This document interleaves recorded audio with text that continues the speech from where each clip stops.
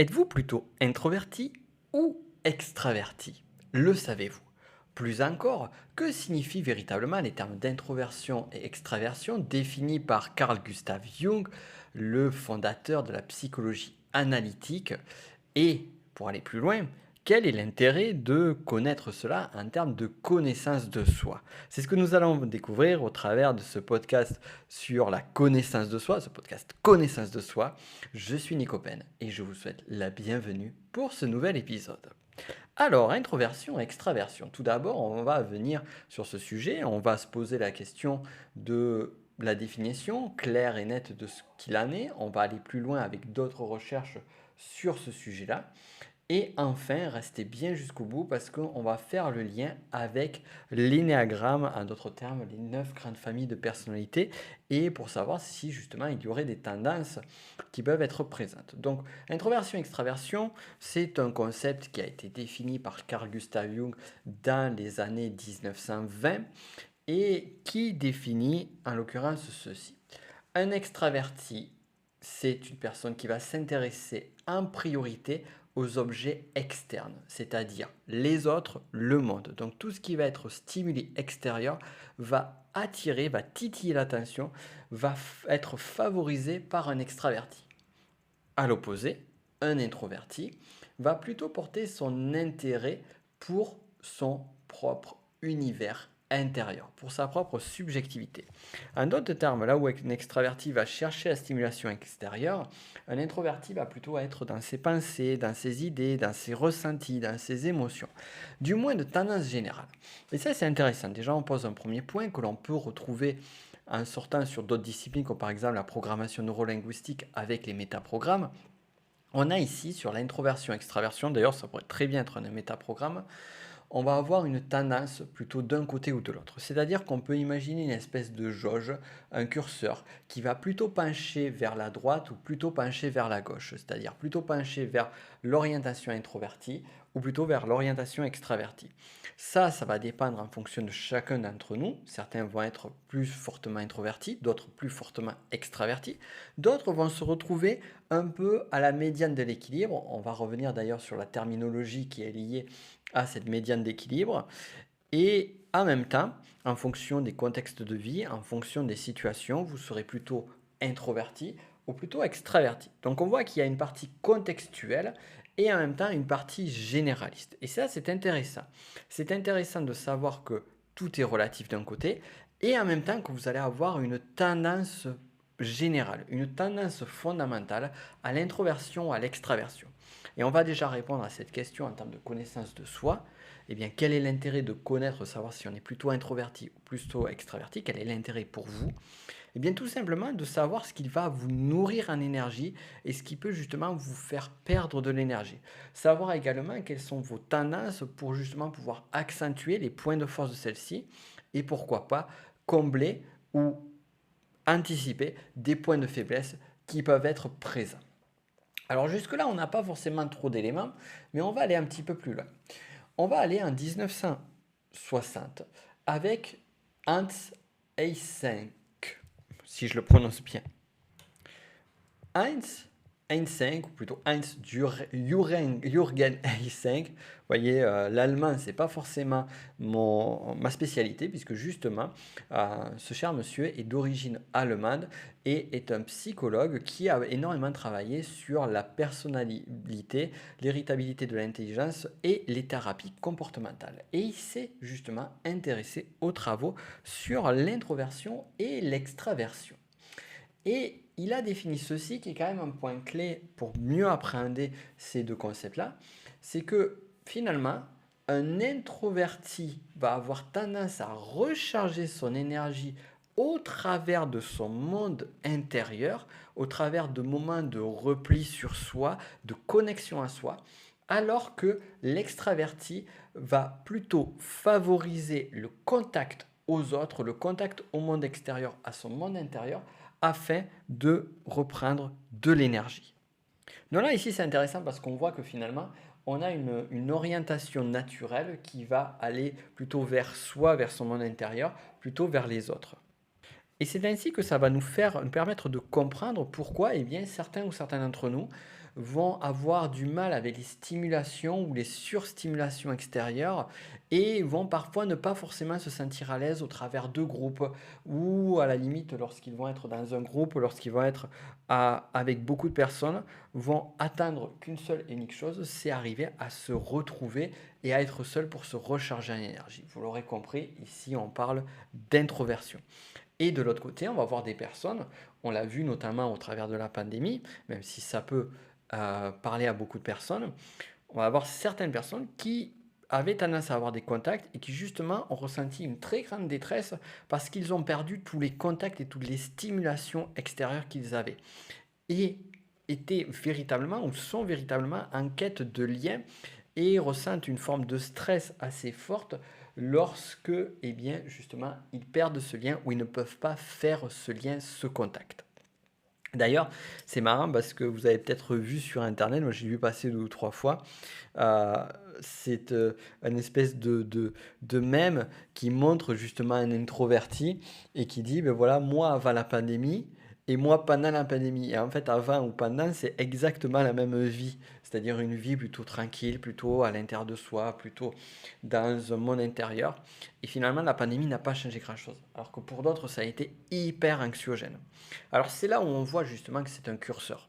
Parce que bien évidemment, un introverti aura pu vivre un moment justement de quarantaine ou de confinement plus facilement, mais en même temps, il va quand même à un moment donné avoir besoin de sollicitations extérieures. Donc on comprend bien ici qu'un introverti a besoin de stimulation extérieure, d'extraversion, ce qui est tout à fait normal, et de même un extraverti, à un moment donné, s'il est trop dans du mouvement, dans du bruit, des personnes, dans la sollicitation, à un moment donné aussi, il a besoin d'une prise de recul et de repos au regard de cette surstimulation. Mais on va dire que la tolérance à la stimulation extérieure va être beaucoup plus forte et beaucoup plus encouragée pour un extraverti comparativement à un introverti. Et d'ailleurs, je vous pose la question à ce moment-là, est-ce que vous arrivez à plutôt vous positionner sur l'introversion ou sur l'extraversion? Alors, si justement vous avez encore un petit peu de difficulté ici entre l'introversion et l'extraversion, vous devez garder un point également en tête. C'est qu'on a vu qu'il y avait plutôt une tendance d'un côté et de l'autre, mais on va parler, et Jung parlait lui-même de ce qu'il appelle l'ambiversion. Et l'ambiversion, c'est quand on se retrouve un peu à l'équilibre entre les deux. C'est-à-dire qu'on va avoir une tendance peut-être un peu plus introvertie, ou peut-être un peu plus extravertie, mais on va quand même se retrouver au milieu et finalement on va arriver à avoir cet équilibre entre les deux. Et c'est vraiment cette subtilité-là, encore une fois, je ressouligne là-dessus, entre voilà, plutôt d'un côté, plutôt de l'autre, ou plutôt au milieu. Donc voilà, on va parler de ce troisième cas d'ambiversion. Mais moi, j'aime pas trop, je dois vous avouer, parler d'ambiversion, parce que finalement, ça laisse aussi présupposer que finalement, si vous n'arrivez pas à choisir entre introverti et extraverti, c'est que vous êtes ambiverti. Et en fait, je trouve que c'est souvent un raccourci mental qui évite de faire vraiment ce travail d'introspection pour se dire est-ce qu'on est plutôt introverti, est-ce qu'on est plutôt extraverti.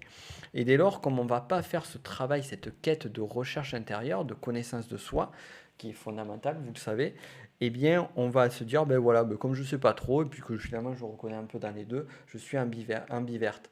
Mais non, l'ambiversion, pour savoir si on est ambiverte, on a vraiment fait ce travail de se dire est-ce que je suis plutôt introverti ou plutôt extraverti.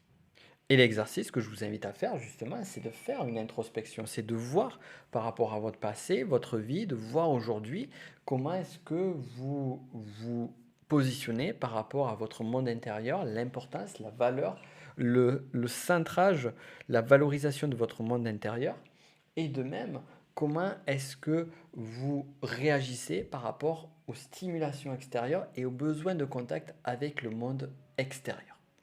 Alors, avant d'aller sur l'énagramme, on va revenir avec notre cher Hans Eynsek, que j'arrive pas très bien à prononcer, et on va voir d'autres points intéressants qu'il a découverts sur l'introversion-extraversion. Il a notamment fait pas mal d'études qui ont permis de définir que finalement, l'introverti va avoir un plus haut niveau d'activité mentale. Alors, ça ne veut pas du tout dire que un introverti va être plus intellectuel ou plus intelligent qu'un extraverti, n'allons pas jusque-là, mais juste que cette stimulation, cette sollicitation de l'aspect mental va être plus présent. Dès lors, En fait, comme il va avoir une activité cérébrale ou mentale qui va être beaucoup plus vive, eh bien, il aura tendance justement à s'épuiser beaucoup plus à l'extérieur. Donc, il va avoir tendance à former une forme de bouclier face au monde extérieur. Et ça nous rappellerait tout particulièrement un type de personnalité énéagramme que je ne nommerai pas ici, et on reviendra tout à l'heure. Mais pour celles et ceux qui suivent la formation Tech Énéagramme avec moi, je pense que vous avez déjà une idée, ou du moins de quelques profils qui peuvent parler là-dessus. Un en particulier, mais trois profils, je pense, tout particulièrement à trois profils, deux d'entre eux, on va dire plus en détail. Et d'ailleurs, j'en profite pour faire une parenthèse. Si vous êtes intéressé par l'énéagramme et que vous n'êtes pas encore membre de la formation technicien énéagramme, je ne peux que vous conseiller de regarder les liens qui sont en description, le lien en description de ce podcast, pour justement découvrir cette masterclass gratuite que j'ai réalisée il y a quelques temps sur l'énéagramme et qui vous permettra de découvrir les 9 types de personnalités et peut-être trouver le vôtre, du moins ça a été le souhait, tout le travail de cette masterclass. Alors regardez le lien, inscrivez-vous à l'accès à la masterclass tant qu'elle est accessible. Et quant à nous, on continue sur le sujet. Donc on a parlé de Hans Eynsek pour le haut niveau d'activité avec un bouclier vis-à-vis de l'extérieur pour les personnes qui sont plutôt introverties. Et les personnes qui vont être plutôt extraverties, eh bien, ils vont avoir un niveau d'activité qui va être un petit peu plus bas, mais justement qui, selon ces hypothèses, va demander d'être stimulé, va avoir justement un besoin d'être stimulé par le monde extérieur. Donc c'est comme, eh bien, il n'y a pas suffisamment, je vais aller chercher à l'extérieur quelque chose qui va augmenter ma stimulation. Et donc, on va remarquer que cette stimulation va se faire essentiellement dans le cadre social. Donc là, vraiment, on va avoir ce côté-là. Et donc, on va avoir des personnes qui vont être plutôt extraverties, qui vont avoir tendance à être bons orateurs. Ça ne veut pas dire qu'un introverti, là, encore une fois, ce que je suis en train de vous dire là, ne tombons pas dans les clichés. On est sur des formes de généralité qui ont été trouvées. Bien évidemment, on va trouver des cas particuliers partout. Mais on va avoir une tendance à l'art oratoire qui va être peut-être un petit peu plus fort sur des extravertis que des introvertis. Et un autre point intéressant qu'il a réussi à trouver, c'est que l'extraverti va solliciter beaucoup plus la mémoire à court terme, donc on va être plus sur de l'instantané, sur une mémoire qui va être très court-termiste, hein, par exemple la mémoire des visages, la mémoire des noms, se rappeler le nom d'une personne pour pouvoir le réutiliser quand on va lui parler 5 minutes après, alors qu'un introverti va plutôt solliciter sa mémoire à long terme. Et une mémoire à long terme, donc, elle est accessible moins rapidement qu'une mémoire à court terme. Et donc, en fait, ce qui va faire qu'un introverti va avoir plus tendance à penser et parler après, alors que l'extraverti va avoir plus tendance à, à formuler une parole rapidement. Donc, le débit ou du moins la rapidité à passer du côté mental au côté, on va dire, oral, va se faire beaucoup plus facilement sur un introverti. Donc ça, c'est vraiment un autre point clé. Maintenant, je vais aller un petit peu plus loin. Donc je vous ai parlé des néagrammes, mais vous savez qu'il n'y a pas que les néagrammes dans la vie, même si c'est fantastique. Il y a aussi d'autres approches intéressantes sur la personnalité. Et comme vous le savez, sur connaissance de soi, sur tout mon travail, moi ce qui m'intéresse, c'est avoir une approche la plus holistique, une approche intégrale d'ailleurs. C'est ce qui est dit en description de ce podcast, une approche intégrale de la connaissance de soi. Et l'approche intégrale, donc ça impose de s'intéresser à différentes choses. Donc pour moi, vraiment les priorités sont les néagrammes et la spirale dynamique, et quelques autres travaux, donc pas mal de travaux de Jung, la PNL aussi d'un autre côté. Mais ce qui va être intéressant aussi, c'est d'aller voir à côté. Et on pourrait aller voir sur le MBTI. Alors le MBTI, que moi je l'ai dit à l'anglaise, le MBTI, qui est un outil de typage de personnalité, qui est inspiré justement des 8 personnalités de Jung. Et donc sur ces personnalités-là, d'ailleurs on va plus aller sur les personnalités de Jung, même si en fait les personnes qui connaissent le MBTI vont pouvoir raccrocher les wagons facilement, eh bien on va voir, Jung a défini 4 traits qui sont l'intuition, la sensation, les pensées et les émotions. Et donc ici, il va définir qu'il va y avoir deux aspects sur chacune d'entre elles. Une intuition plutôt extravertie et une intuition plutôt introvertie, une sensation extravertie et une sensation introvertie, une pensée extravertie, introvertie, émotion introvertie, extravertie. Qu'est-ce que ça veut dire? Mais par exemple, une émotion introvertie, l'introversion émotionnelle, c'est plutôt lorsqu'on va se focaliser sur ses propres émotions. On va aller rechercher à l'intérieur de soi. Et là, d'ailleurs, on va commencer à faire le pont avec l'énéagramme. Émotion introvertie, recherche à l'intérieur de soi. On peut regarder, par exemple, l'émotionnel tourné vers l'intérieur, comme par exemple avec le type 4 énéagramme. L'émotionnel extraverti, c'est je vais me focaliser non pas sur mes émotions, mais sur les émotions des autres pour ressentir leurs besoins. Et donc là, on pourrait parler du type 2 énéagramme. Intéressant, hein, déjà de faire le lien. Ensuite, on va être sur les sensations pareil, introverties, extraverties. Alors, je ne vais pas le faire pour chacun d'entre eux, mais là, ici, la sensation, ça va être tout ce qui va être plutôt d'ordre du matériel, du concret, du kinesthésique. Les pensées, ça va être la partie intellectuelle. Donc, les pensées introverties, je vais aller justement me focaliser sur mes modes de fonctionnement mentaux, sur mes réflexions, sur mais on va dire sur ma propre logique intérieure. Lorsque je vais être plutôt en extraversion en termes de pensée, je vais aller rechercher dans le monde extérieur des informations. Par exemple, encore une fois, c'est des cas particuliers. Et l'intuition, ça va être la même chose. L'intuition introvertie, c'est quelque chose qui va sortir à l'intérieur de soi. L'intuition extravertie, c'est celle qui va faire des liens entre plusieurs stimuli, plusieurs informations extérieures. Ce qui pourrait d'ailleurs, l'intuition extravertie, nous faire penser à certaines parties du type 7 énéagramme.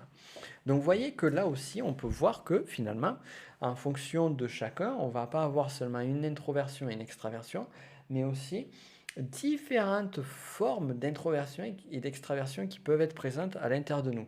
Et on peut avoir une tendance plus forte, par exemple, à être sur d'une pensée introvertie, c'est-à-dire favoriser nos propres réflexions, nos propres cogitations internes, et en même temps avoir plutôt une tendance émotionnelle extravertie qui va être je vais aller me focaliser plus sur ce que pensent les autres et aussi sur ce qu'ils pensent de moi. Par exemple, un émotionnel extraverti va être très soucieux du regard de l'autre, alors qu'un émotionnel introverti va plutôt être soucieux de ses propres ressentis. Et ça, en quoi c'est intéressant?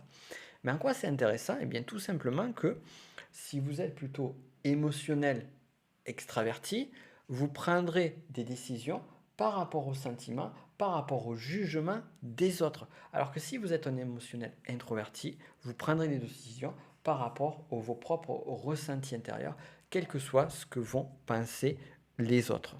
Donc vous voyez, c'est toujours des couches de connaissance de soi sur lesquelles on avance, et plus on arrive à se connaître, plus on arrive à savoir sur quelle gamme d'énergie on se place.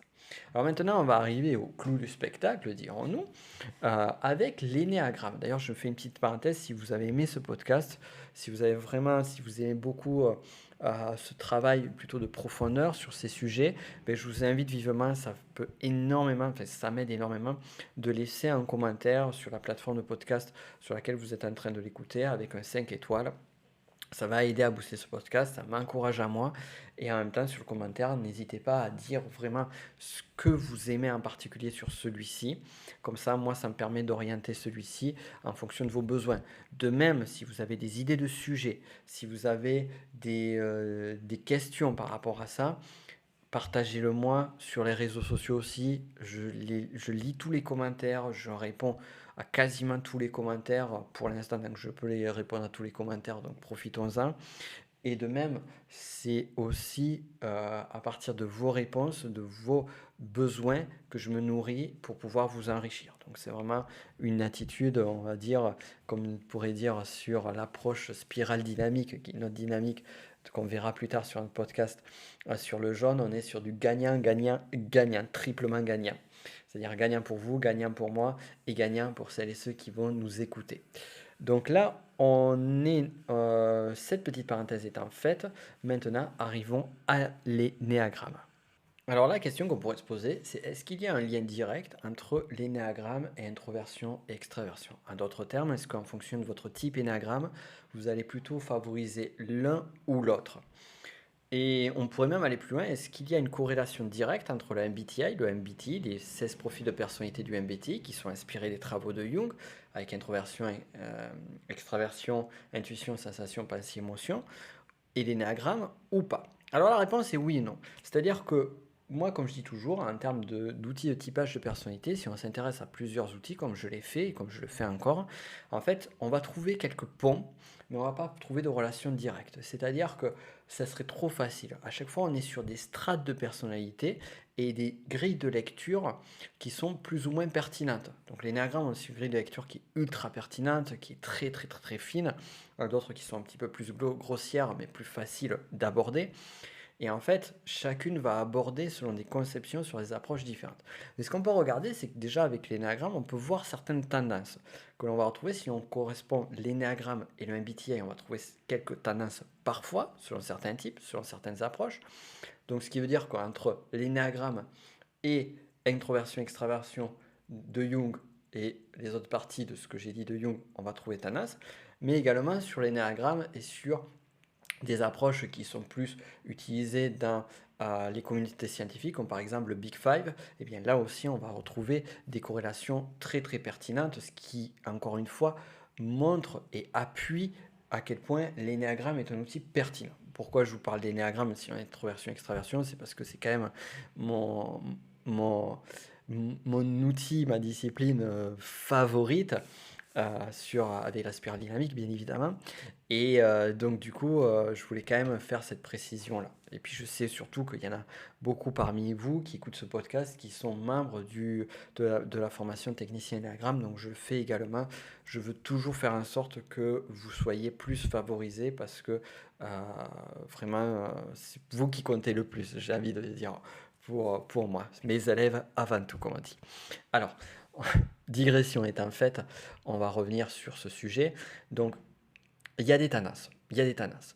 Mais qui dit tendance dit encore une fois de ne pas tomber dans le cliché de ça égale ça, mais plutôt d'une tendance générale, d'une généralité à ne pas généraliser, je dirais. Je vais prendre un cas concret, c'est le type 5 énéagramme. Le type 5 énéagramme, clairement, quand on voit cette énergie, et c'est de lui à ce profil, si vous l'avez trouvé, bravo, dont je faisais référence précédemment un peu plus tôt dans le podcast, le type 5 énéagramme est un profil qui va être majoritairement sur l'introversion, qui va être majoritairement tourné vers son monde intérieur, et justement parce que selon la vision du monde du 5, selon ses compulsions émotionnelles, c'est un profil qui va éviter au maximum les intrusions extérieures. Tout ce qui est intrusion extérieure va lui coûter de l'énergie. Donc il va se protéger de ça. Et donc c'est un profil qui est fondamentalement introverti. Donc ça déjà, on a déjà ce point clé. Mais ça ne veut pas dire qu'on ne va pas trouver des 5 extravertis ou ambivertis. Par exemple, j'ai des exemples d'un ami en particulier, s'il m'écoute sur ce podcast, je lui fais un gros coucou, qui est 5 et qui est plutôt ambiverte. Donc vous voyez que, encore une fois, tendance générale, mais ne retombons pas dans le cliché. Mais c'est intéressant, je trouve ça intéressant de mettre en corrélation ça, parce que si vous savez que vous êtes introverti et que vous êtes 5, et bien vous savez le fonctionnement de l'introverti et vous savez ce qui est bon pour vous. Alors pour le 5, c'est plus naturel. Mais si à un moment donné, vous êtes plutôt 8 introverti, alors l'introversion sur le 8 va être présente, mais donc, ça ne sera pas forcément toujours le cas. Donc là, on va être assez plutôt équilibré sur le 8. Eh bien, si vous êtes un 8 introverti, eh bien, en plus, on a cette notion d'être fort par rapport au monde extérieur. Eh bien, là, on sait qu'on va avoir le 8, ce type de 8-là va avoir beaucoup plus besoin de retour à l'intérieur. D'ailleurs, on pourra avoir une tendance plutôt à aller sur le 5 plus forte, sur un 8 qui va être plutôt introverti. Un autre point intéressant, c'est le 7. Le type 7 énéagramme, on va avoir plus une tendance extravertie. Et une extravertie qui va être plutôt mentale. Alors que par exemple, si on prend un type 2 énéagramme, et bien là, sur le 2 énéagramme, on va être plutôt avec une tendance majoritaire à l'extraversion, même si certains d'eux seront plutôt introvertis. D'ailleurs, c'est marrant parce que parfois, certains peuvent faire des confusions entre certains 7, je parle tout particulièrement au 7 social, et le 2, parce qu'en plus, on a cette énergie plutôt extravertie qui renforce encore ça, mais l'extraversion du 2 va être plutôt orientée sur la part émotionnel. Et donc c'est là où finalement il va y avoir cette différenciation qui va se faire. Mais au fond, en fin de compte, qu'est-ce qui nous intéresse à nous? C'est pas forcément de savoir s'il y a plutôt une tendance d'un côté ou de l'autre, c'est plutôt de savoir si vous êtes plutôt introverti, si vous êtes plutôt extraverti. C'est de savoir quel est votre type de personnalité, votre famille de personnalité, et justement de savoir qu'est-ce qui vous fait du bien, qu'est-ce qui peut être confrontant pour vous, arriver à trouver vos zones de stress, ça c'est super important. Arrivez également à vous trouver vos zones d'ombre pour pouvoir les dépasser. Donc l'introversion et l'extraversion ne parlent pas forcément de zones d'ombre, quoique un petit peu. Ça sera plus sur l'énéagramme qu'on va le trouver. Mais également de voir vos points de force et vos points qui vont vous ressourcer, vous remettre en énergie également là où vous allez pouvoir exceller. Et c'est ainsi que vous serez beaucoup plus serein avec vous et beaucoup plus serein avec le monde extérieur. Et ainsi, une personne qui est plutôt introvertie, lorsqu'elle est face au monde extérieur, eh bien, elle sait qu'à un moment donné, si elle ne veut pas être en stress, et stress, ça peut amener de l'agacement, ça peut amener de la fatigue, ça peut amener une forme de colère ou autre, révéler des émotions plutôt désagréables, eh bien, à un moment donné, il va falloir se ressourcer. De même, un extraverti, il sait qu'à un moment donné, eh bien, s'il ne veut pas déprimer, il va avoir besoin de se retrouver au contact avec les autres. Et d'un côté comme de l'autre, ben, c'est OK. C'est OK. L'important, c'est de savoir où est-ce que vous vous situez et ce qui est bon pour vous. Je vous laisse donc méditer là-dessus. Et pour aller plus loin, je vous invite encore une fois à regarder les liens qui sont en description pour découvrir justement des masterclass sur différents sujets. On a une masterclass sur la spiritualité, comment se connecter avec son âme, qui va véritablement vous apporter sur cette partie-là. Une masterclass qui est orientée plus sur l'énéagramme avec les 9 types de personnalité. Et bientôt, ce n'est pas encore le cas au moment où j'enregistre ce podcast, mais peut-être quand vous l'écouterez, une masterclass ou un cours qui sera, une série de cours qui sera liée à la spirale dynamique, donc des outils qui sont juste géniaux. C'est toujours un plaisir pour moi d'être avec vous sur ce podcast. J'espère que vous aussi, vous avez passé un très bon moment ensemble.